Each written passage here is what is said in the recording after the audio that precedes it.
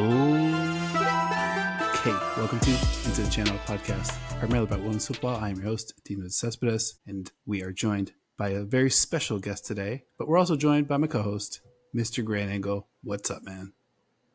I'm feeling all right, buddy, despite multiple footballing results today. I'm hanging in there. But I you know what? I'm actually going to upgrade. I'm feeling fantastic because we have one of the absolute best in the game joining us today for this very special recap of USWNT versus Brazil. She is the host, founder, editor-in-chief, chief executive officer of Busy Watching Women's Soccer, the one and only. It is my honor and privilege to welcome to the program, Bridie O'Toole. Thank you for having me back. Of course. Thanks for being here.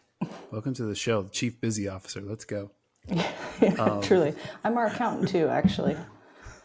Nice. It's like a 10-tool player. Yeah. So obviously, surprising result. We could just kind of get started there. Brazil 2, USWNT 1. Didn't have our big guns out there, but Bridie, I want to go to you first. What's the first thing that you're going to take away from this one? Actually, my bad. This is a terrible oversight on my part. terrible oversight. I realize I'm parched. We're halfway through. We're supposed to go live. We didn't go live. Apologies for that. Thankfully, it's an ungodly 1:07 a.m. on the East Coast here. So chances are you're probably not going to stay up for weren't going to stay up for the live anyway. Either way, it'll be on your feed tomorrow. But before we move forward, Grant, can you help me out here on the festivities? I think it's time to crack some delicious beverages. Bridie partaking with us as well. She gets the show. Sounds fantastic. Look at that. That was in surround sound. Cheers to both of you. Okay, I'll piggyback then. All right, Bridie, first thing, you've had some time to think about it. You've had a sip of thinking juice. What do you think? First thing that comes to mind when you think of this football match?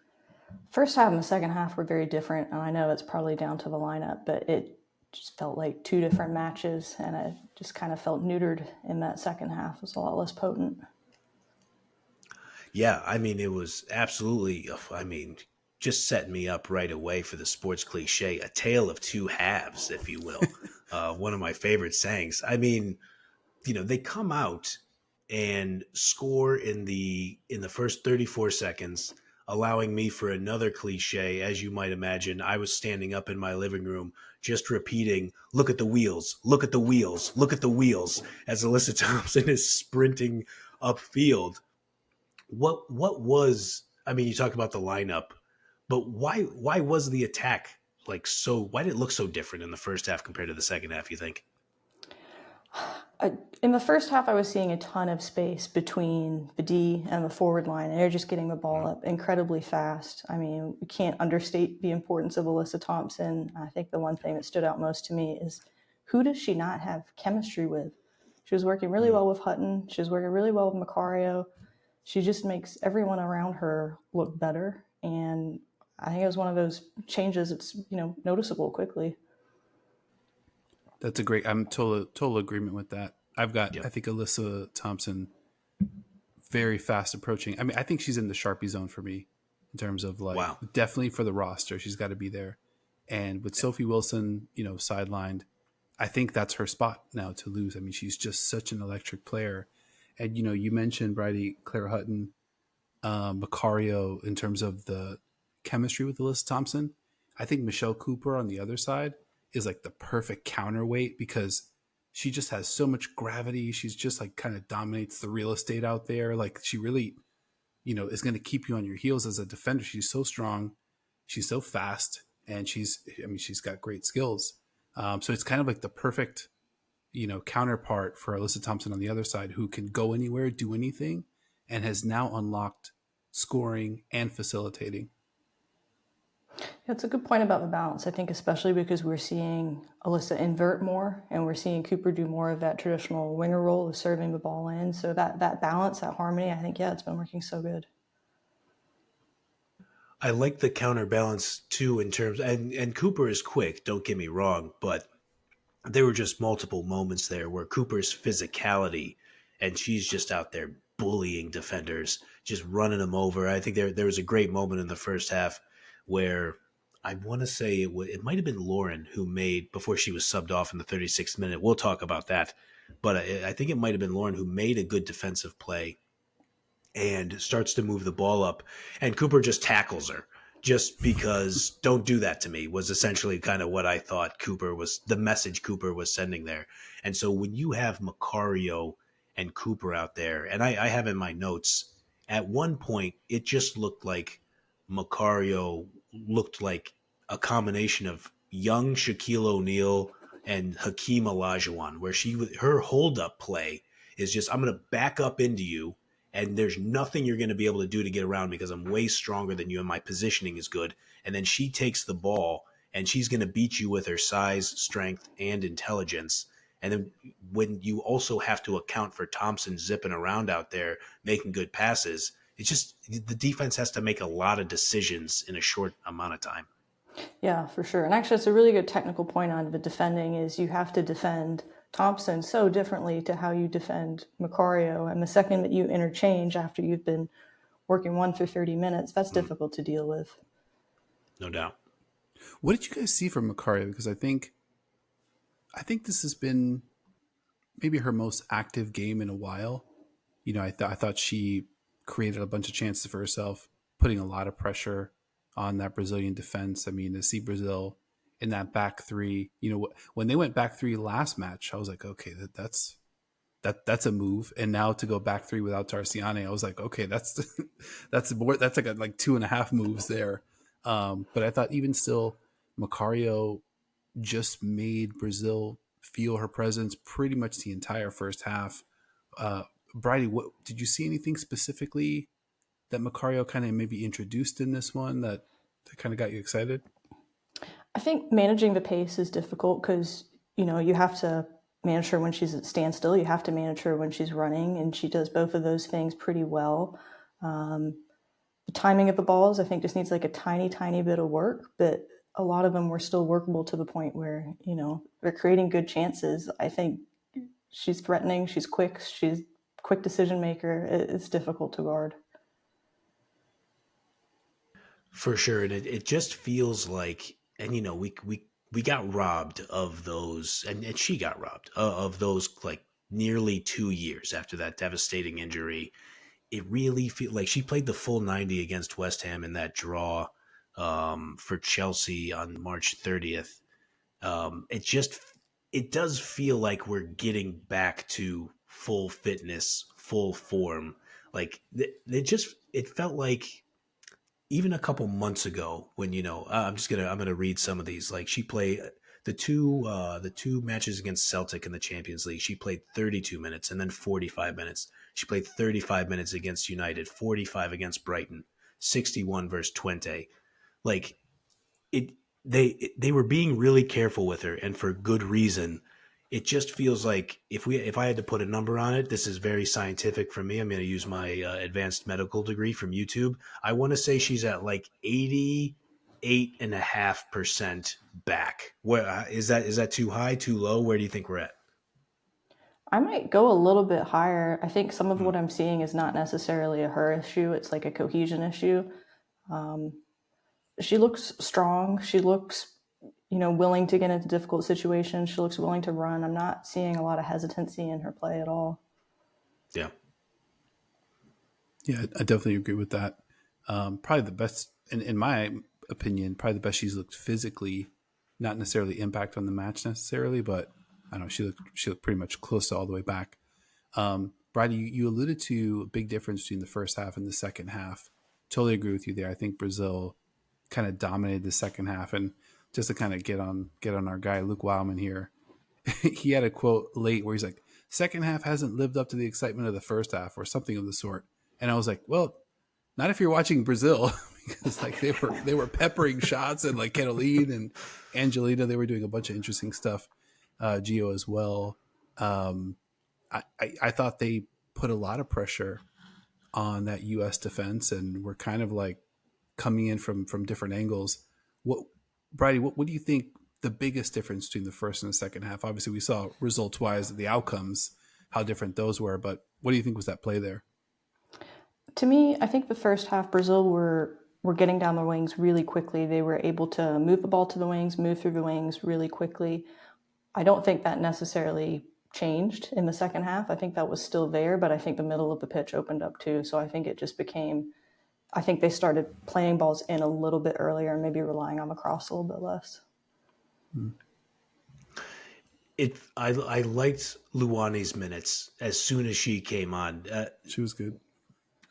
Bridie, can you tell me what ran through your mind when Arthur Elias makes 2 substitutions in the 36th minute? Well, what are you thinking at that point as a tactical evaluator of these matches?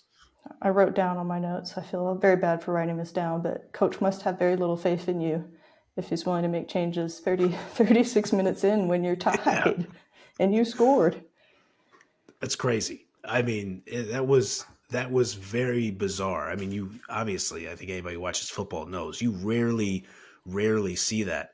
I gotta think it was largely, and we've obviously already talked about her, but they were just getting flambéed by Alyssa Thompson, and I think that he just realized, like, I got to make a change here because the next goal is coming soon if I don't. Yeah, I mean, it was all on. I'm gonna go the other way real quick. I like the quick substitutions, especially in a match like this. It's like, all right, well, we lost the first one. It's not quite like let's save face, but it's like let's make sure we don't get beat with something basic over and over, and then now it's 3-0 or 3-1 or 4-1 before I make a change. So I kind of like it. A little bit counterintuitive. It kind of reminds me of baseball when they started trotting out. I don't watch baseball, but from what I've heard, they start pitchers like 2 or 3 innings nowadays. Yes, the whole thing. I think that's a thing. Yeah, I agree. I mean, I think it bared out. It was the right move. It's just so rare to see, especially a double substitution, no injuries involved. I mean, a gutsy move by Elias, to say the least. In tournament time, that's what you would have wanted to see, right? So, right decision at the end of the day. It's funny you mentioned tournament time. In my notes, I'm like, okay, and I felt a little bit of this watching the first matchup. Brazil's pretty close to the U.S., I think. And I think on Brazil's best day, like if they play at their best, even like their first team, our first team, I think Brazil could beat the U.S. in a tournament on their best day. Like I think they're kind of at that level. I do appreciate, though, on the other side, Emma Hayes and her openness to like competition. Like we're getting a lot of players coming through the system and getting minutes, a lot of different combinations. The downside is we don't really get to develop some chemistry. I had also in my notes in the midfield, there didn't seem to be very much chemistry at all between Johannes, Corbin Albert, and Claire Hutton. Like I think, Bridie, you mentioned this earlier. It was like if a midfielder had it, they were looking upfield and it was kind of one pass. There wasn't really a lot of, possession or chance to kind of build up any kind of rhythm there. Yeah, and it's funny. I would say I kind of felt like Hutton, Albert, Johannes individually had good games. I just don't think they were combining well, which is it's kind of odd. I'm not even sure that's really possible, but I guess it is. Is there anything I was wondering about this because I thought Johannes played pretty well. I mean, she played throughout the first half and was subbed at halftime. She had some giveaways early that I thought were not sloppy, but just like uncharacteristic. But then she also had some great passes. Like she had one where she played Cooper way out into just miles of open space. She had a smart look where she played Thompson a little wider, and then it allowed Thompson to kind of go out there and cook the defender and get the ball into the middle. Is there anything to? And I thought Hutton had some of the same, where she looked good in some spots, and then she looked, young or maybe inexperienced in some spots. Is that just going to happen when you are 17 and 19 years old, and it's a team's second look at you in 4 days? It feels like that might have something to do with kind of like the up and down nature of the match for those two. Yeah, absolutely. I think them, like Brazil, having a look at Lily definitely helps them get a better read on her. Film helps with that too, but I think especially if you're seeing some sort of weakness between those three and you're seeing them not gel, you can kind of sniff that out and start applying pressure to them individually when you're seeing that, there's a bit of a disconnect or maybe the spacing isn't right between them. Any sort of weakness, it's quick to pounce on. What do you guys, I mean, like, we've talked about this a lot. Those attacking four, I feel like it's always a new combination. I feel like we walk away from each of these matches with some positives, some negatives, but somehow like more questions than we had. I feel like we're sort of like just fumbling around with the lights off, trying to figure out, okay, what's the right combination here? Did we learn? I mean, this is for both of you guys. Did we learn anything this evening with regard to? I mean, I'm already out here with my Alyssa Thompson take, but are we any closer to figuring out what that front four should look like? Go ahead, Bridie. I feel like I am in my heart, not like closer to figuring out what Emma Hayes wants, but I've decided what I love watching. I mean, Alyssa Thompson has to be there. I'm right with you with the Sharpie, like permanent marker, whatever it takes, get it done. Okay, so now let's wait, just, who else you have? That's what I was gonna say, and we're living in a world right now where Mal Swanson and Sophie Wilson are not available. So who are the four? I love what I've seen from Macario. My one concern there would be I don't think anybody else can step in and do that role in exactly the same manner, and I think we have a little bit better like for like positional depth at the other positions. Like I heard what you said on Rodman, but last episode you did, but same thing. You can't take away those defensive actions. It's too risky. So it's really just Macario for me up there right now. Rodman on the right. The 10, I just don't know. I could be ready to move on to Lily. I'm just not committed yet. I think that's one of the biggest one up in the air for me. I love it. Okay. That's good. That's a good take. I like it. I mean, Johannes's passing, her ability to kind of like look up. She had a moment too where she collected the ball like right outside of the attacking 18 and did one of those moves where like she pulled it into herself, but then immediately passed it back out to a runner. I just, that's like the kind of football that I love watching so much. Like she's such a genius out there at that 17 years old. I could see why Emma Hayes wants to give her some run at the number 10. I think I still lean toward her being like a Rodri-like figure as kind of like a number 6 who can get up into the attack sometimes. But I like where your head's at. Dino, do you want to give your 4 in this Mallory Swanson, Sophie Wilson less world that we live in? Yeah, I mean, I feel like I think I agree. I think I agree with Bridie. I think it's Alyssa Thompson, Trini Rodman, Macario at the 9, almost by default. And I think I would also put Lily at the 10. What was cool about Lily tonight was like, I think the crowd, smart football crowd tonight, because I think they were kind of oohing and awing, and you can hear the buzz like whenever she did get the ball and there was runners or movement and they're like, ooh, what's going to happen? You can feel, and I'm just like, okay, here we go. Like definitely having a Woso cultural moment in that building. So that was exciting to see. But yeah, I think I'd put Lily at 10. And I think I'd feel pretty like I feel like Lily in a small, not a smaller space, but at a more advanced position, with those athletes. I think I was not really shocked to learn, but the moment on the telecast when they talked about Alyssa Thompson's track background, like it all kind of made sense for me at that moment. I'm like, oh, okay, yeah, that makes a ton of sense. She's so fast and she's so fluid. And she's also kind of like slippery. She has that slippery attribute where it's just like you could be right there close to her and you just can't physically do anything. She's just going to slide past you. So I think those would definitely be my 4. Okay. Important sports cliche difference between slippery and shifty. 2 very different things. Totally. Just want to get that on the record.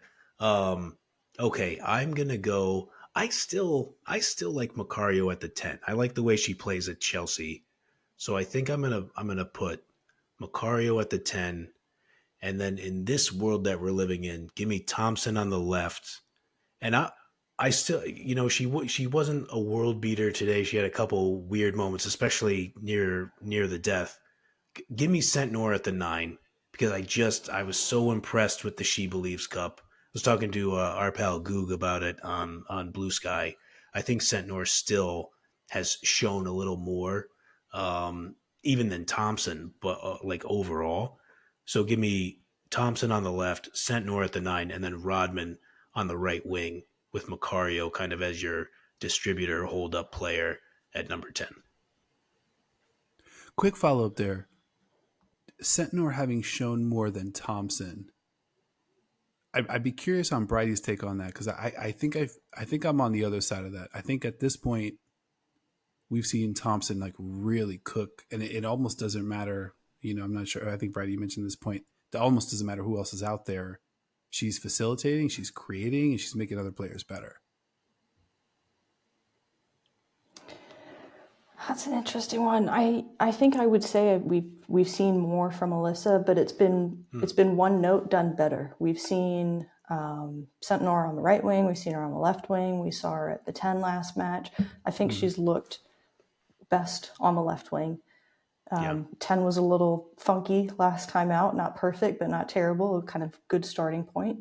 And the right wing, I think, was her first match. So, kind of a bit of a write-off. So she's been asked to do more. I think when she's getting those shots off and when she's, able to play off those through balls, she's looking really good. It's just some of the sort of well-roundedness, not fully seeing yet. I think that makes sense. I want to talk about the defense real quick. So Grant, obviously the U.S. kind of leaks that one goal in a somewhat comical fashion where Midfield and Giselle Thompson, and I think I'm blanking on the third player. It wasn't Sonnet. Hutton. They all bump into each other. It ends in just a great Caroline finish, a little bit of a dazzler, and then obviously the U.S. gives up the late one after I would say like a pretty sloppy last 10-15 minutes. A lot of shots from distance, a lot of kind of like. It's sort of like at LA Fitness where people start just shooting hook shots because everybody's tired. And it's like everybody's kind of collectively implicitly decided this is the last game. Everybody's going, oh, after this. Kind of had a little bit of that feel to it. So I wasn't surprised to see Brazil kind of capitalize on that. But defensively, I don't know. How do we feel about the U.S.'s performance today? I thought Avery Patterson played pretty well. I thought she handled herself really well. She makes it nearly 70 minutes in the match and then gets that wicked shiner when she takes the ball off the right eye. I mean, you could tell from jump that thing started swelling immediately. So hopefully she's all right, has a quick recovery there. I thought she handled herself pretty well. There were multiple situations where I think it's the elephant in the room that we should probably address. Mandy McGlynn was making some questionable decisions back there. And you think about like the build-up play and Emma Hayes' comments about Fallon Tullis-Joyce needing to get better at kind of playing with the ball at her feet and building up from the back. Brazil just wasn't going to allow them to do that, and she kept making these passes. And while she wasn't doing Sonnet, Mikione, or Hutton any favors, they were just having a hard time dealing with it themselves. So I thought it was up and down from the defense as well. It's one that really kind of made me rethink my perspective on the last match because, I look at everything Tullis-Joyce did and I'm saying, well, did she have opportunities she wasn't taking? I couldn't really see them. I think that's more of a reflection of me and my analysis and where I'm at. But look at today and I'm like, I don't know what she could have fixed. I don't know where the good opportunities to play short are. Yeah. Yeah, definitely kind of stalled. Yes, the decision making was a little tough.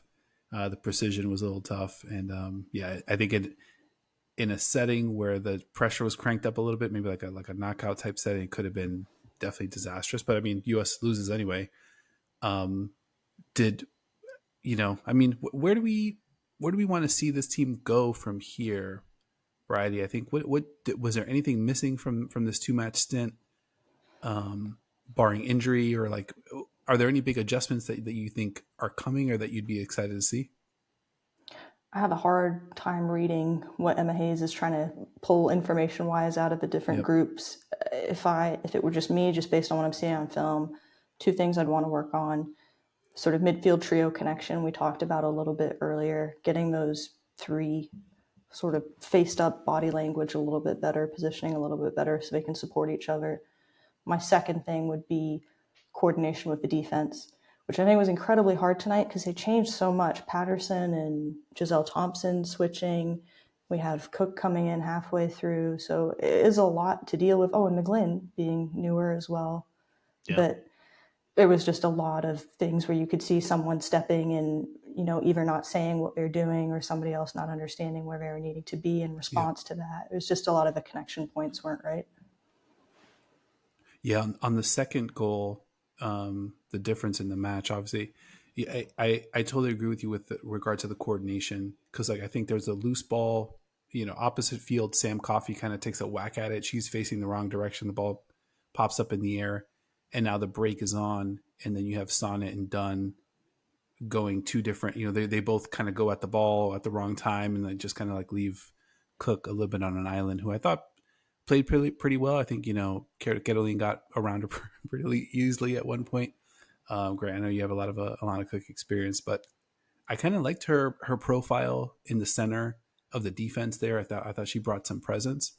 But yeah, all in all, defensively looked, not in sync, not kind of like on the same page tactically, and kind of easy to beat. I'd be interested to see the stats, once we have some access to those, especially with regards to the second half, where it felt like Brazil had a sometimes better than decent opportunity roughly every 5 or 6 minutes.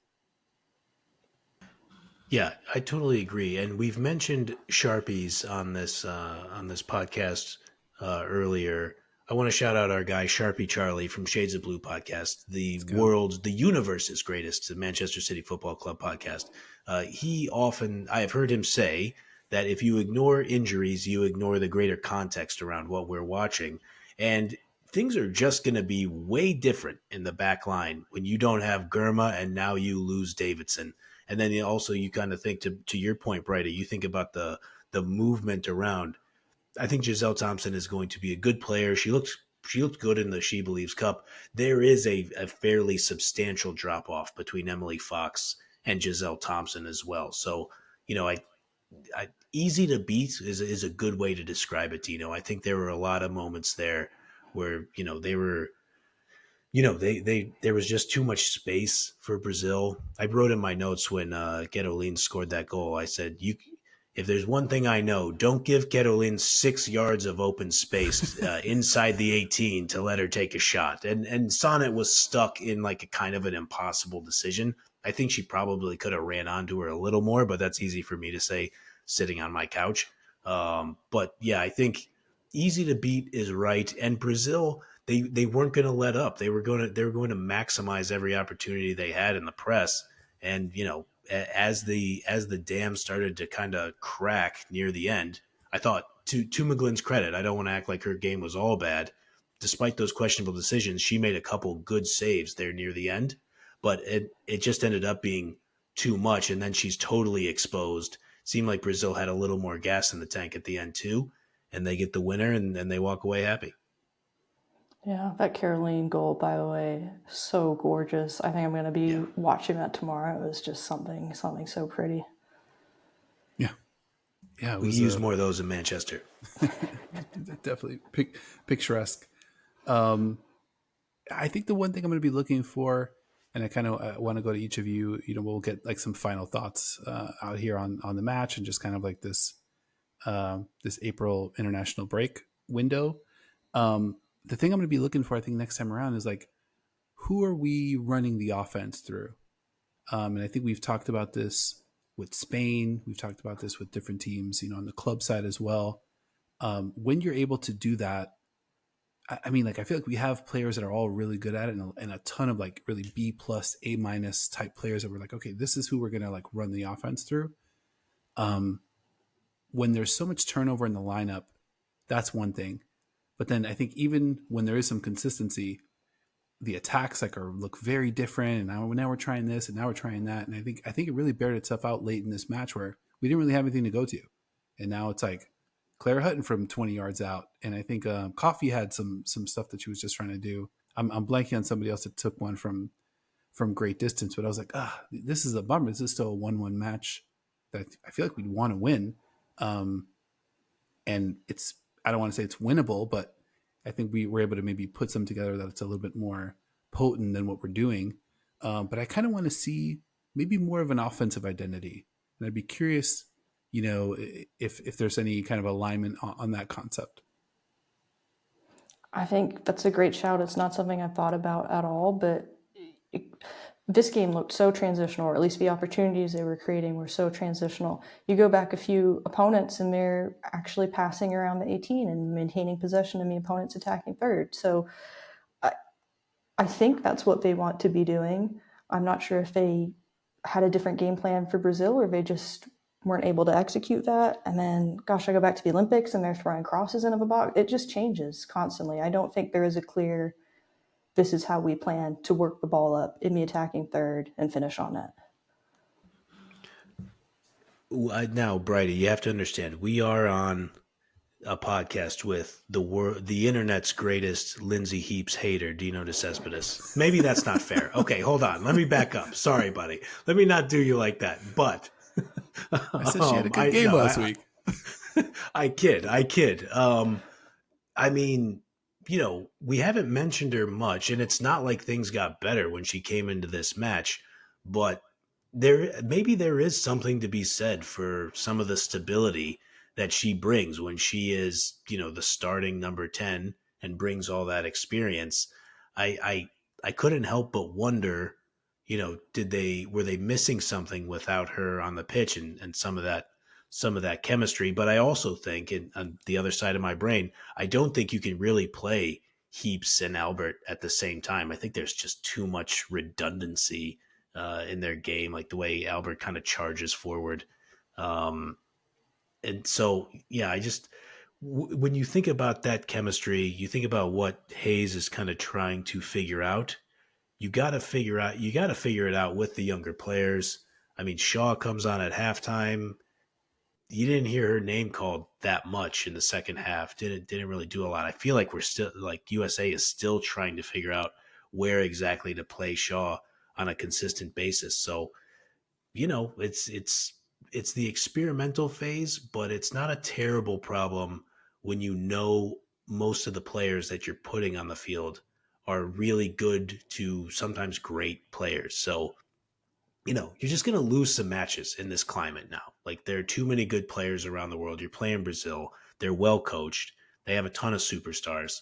I just think, I don't think any of us are prone to panic on this podcast, but it's just like, you got to figure out some chemistry at some point, and you got to think that's coming in the next 6 months. Yeah, not a loss that I'm worried about at all. I think you tried enough folks out. You got to see enough things, got a ton of information. Trust Emma Hayes is going to do something good with that information. Totally disagree. Rome is burning. This is terrible. We've got to, really turn this thing inside out. No, let me just cool down the Brazil fan now. I'm pretty sure. Rip this off. All right, Bridie, thanks so much for joining us. Anything else you want to hit before we get out of here? No, thank you for having me. It's been a blast. Can you let people know where to find you and all your tremendously good work? Yeah, thank you for reminding me to actually promote myself. You can find my work on YouTube at Busy Watching Women's Soccer, where I cover U.S. Women's National Team and NWSL games and talk tactics and players. Let's go. There we go. You would be a fool, I say, to not watch Bridie's videos. Yeah, that's had a great. Helped me with my prep for this one, so definitely appreciate your great work there. So, quick look ahead. NWSL back this weekend. Grant, I blue skied you about this. The ITC Derby Saturday. How did this elude our content calendar? That should be a fun one. Yeah, I'm not sure how that happened. I will be in the building to watch. Do I think Rain fans are going to have a super good time watching this one? I'm not so sure. Yeah, well, let's leave that to the Rain fans. You're an objective journalist, and we already know how you roll. Of course. Champions League returns Saturday, April 19th, when my Arsenal hosts Lyon. Sunday, April 20th, when Barcelona hosts Chelsea. We'll be back to cover both of those. Grant, at the top, you mentioned multiple football results that went down today. Now, I haven't seen the Arsenal men's match on the Champions League side. So if it's any way possible that they smashed Real Madrid today by, I don't know, 3-0, don't tell me. I don't want it spoiled. I haven't seen it. I mean, that would be an insane result. There's no way that could happen. But who knows? I'm going to sit down after this and fire that thing up and get all caught up. Yeah, that's. I hope you enjoy watching that. Awesome. Anything else you want to hit before we get out of here, buddy? No, man. I think we've done it. Yeah. If you think that Rome is burning for U.S. women's national team, England lost 3-2 to Belgium today in Nations League play. So it could be worse. There's still some time. Let's wait till the Euros get here. I think they're still cruising Nations League wise. They should get through. Either way, a lot of good football coming up. But this has been another episode of Into the Channel. Thank you for hanging out. Couldn't get the live going, but hopefully this is just as good. If you enjoyed the show or love women's football as much as we all do, make sure you're kicking it with us each and every single week. Like if you liked, subscribe, follow YouTube, Spotify, Apple Podcasts, wherever you like to watch or listen. Leave us a review over your favorite podcast app. We want to hear from you. We love hearing from you. Links to all of our socials, except one, in the show notes of this episode. And a big thank you to my co-host. Big thank you to my special guest as well. Definitely appreciate the both of you. The USA lost tonight, but I think we won as a show, as an extended show. So, Bridie, you already know you're an extended member of the ITC. I don't know, you're knocking on the Hall of Fame door. I'm not going to make any promises, but things are looking up. As long as I can have a number 7 jersey, I'm happy. Let's go. There we go. I love that. I think in the last show we already named Bridie Into the Channel's director of tactics. So she's already fully in the mix. And likewise, buddy, appreciate you getting this together. We'll figure out the live stuff another time. Bridie, thank you again for rocking with us, and thank you all for watching the show. And we will see you all next time.